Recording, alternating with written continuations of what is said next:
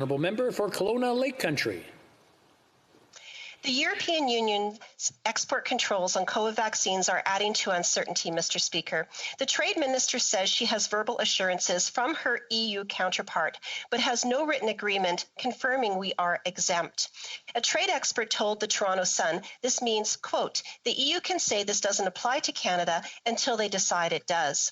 Is the minister working to get a written exemption, just as other countries have, for our millions of doses of COVID-19 vaccines that would be coming from Europe?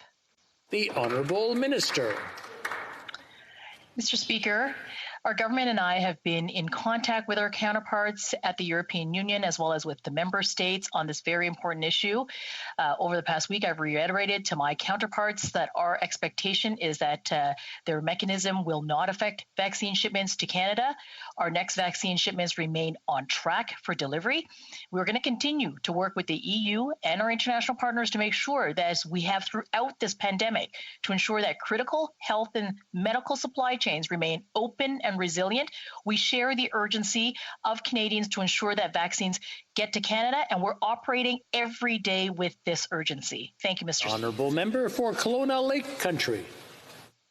Well, Mr. Speaker, the fact of the matter is that over 100 countries are exempt from these measures, and we are not. The government has no written assurances that the EU's exports controls won't affect Canada. Whether a week from now or a month from now, we simply do not know if the EU can implement these measures on Canada's vaccine contracts. Verbal assurances are simply not enough. Why is the minister not pushing to get Canada on this exemption list? Honourable Minister.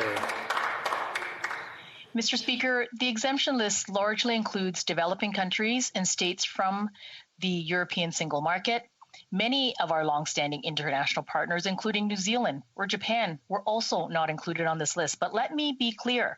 We have been repeatedly assured that the EU's measures will not affect our vaccine shipments.